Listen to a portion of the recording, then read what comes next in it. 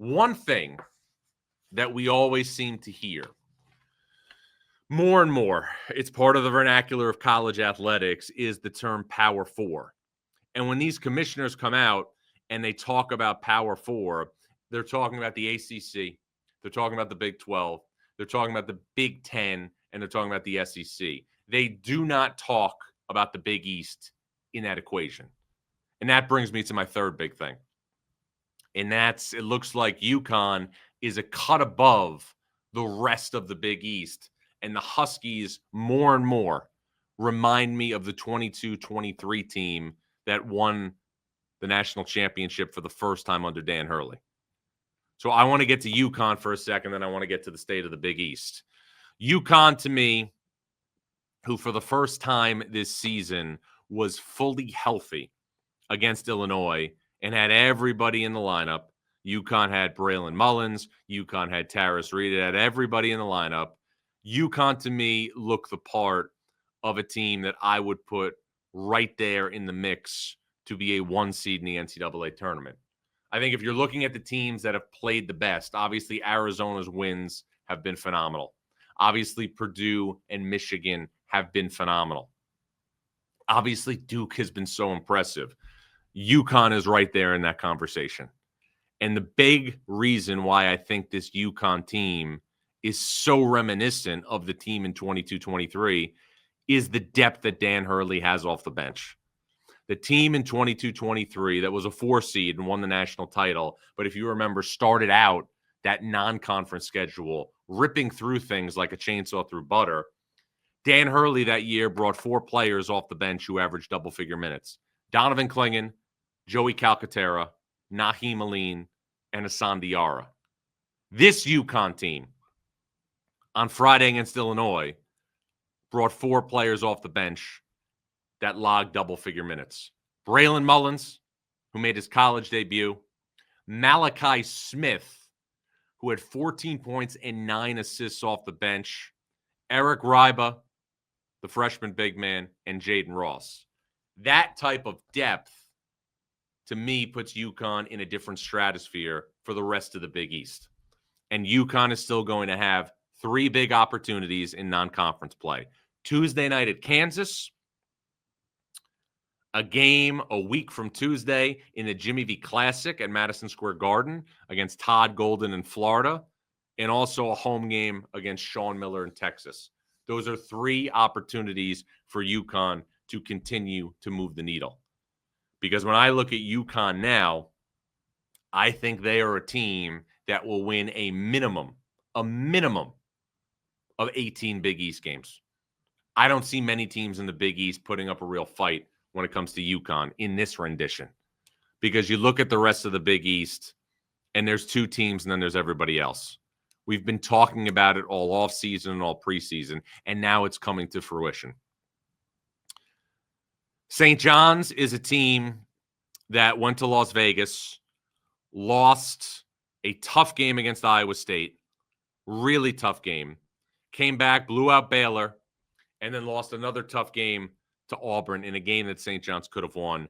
And the main issue right now for St. John's, from my perspective, is that the rhythm, the chemistry, and the role allocation on the perimeter is still very much to be determined. Bryce Hopkins and Zuby Ejiofor are cemented up front at that 4 and 5. Dylan Mitchell is the guy around them and in between the guards that's filling the mortar in between the bricks. But aside from that, the rhythm and the chemistry of the perimeter is still a major, major question. You don't know who necessarily is going to be out there game to game, and obviously a lot of it depends on how somebody's playing, but it could be Ozziah Sellers. It could be Ian Jackson. It could be Jozon Sannon. It could be Dylan Darling on a given night.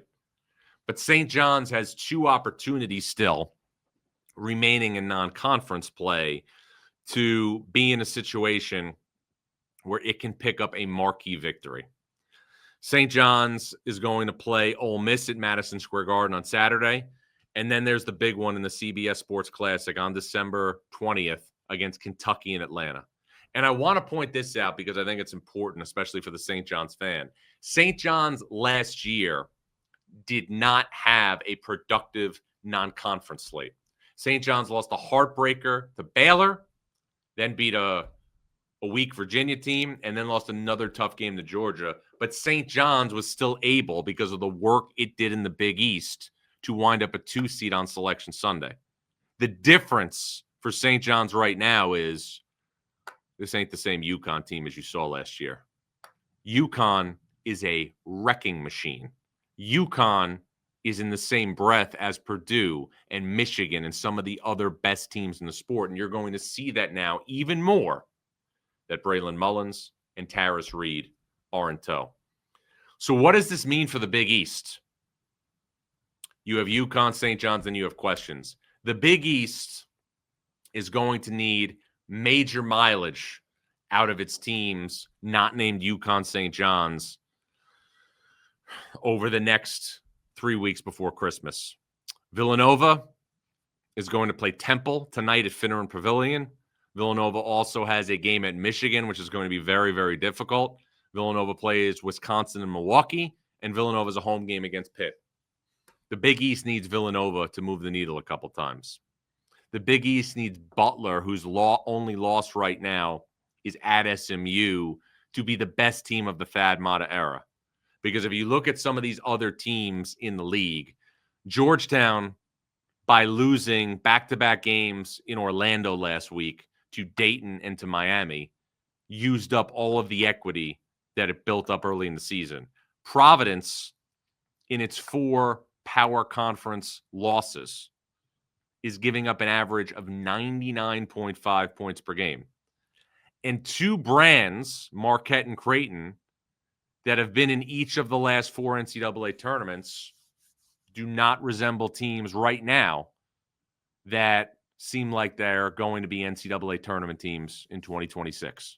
So if you're the Big East, you know you've got 2 teams in UConn and St. John's that look like they're going to be cleanly in the bracket. But after that, you have nothing but questions. And we're starting to see more and more that gap now from a basketball perspective between the Power 4 and the Big East. But speaking of the Big East, a salute to Shaheen Holloway and Seton Hall. A pleasant surprise for the league last week in Maui. Beating NC State, Seton Hall has already tied its win total from last season with 7.